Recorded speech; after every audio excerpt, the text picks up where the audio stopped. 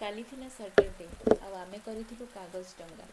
पिलामानकु शिखई बनैबारे मोर बीती जाइथिला अनेक समय। आउ सेमाने बहुत मस्ती रे आसु कि न आसु तैयारी करि चलथिले। आमर सैटरडेटा टिके सबुदिन ठारु अलगा थाए। से दिन टिके पाठपढ़ार relaxation, no punishment, no rules, just fun आउ लर्निंग रे चली थाए आमर क्लास। आमे समस्ते डंगा करि सारिबा परे ताकु भसई देइथिलु झरका सेपटे जमा हेथिबा से वर्षा पानी रे। मु किंतु कालीर से मोमेंट को बांधी रखिथिली ए फ्रेम भितरे। तापरे पिलामानकर हो जाइथिला छुट्टी आउ सेमाने तांको बैग भितरे भरिकी नेइथिले बहुत सारा होमवर्क कारण आज थिला संडे।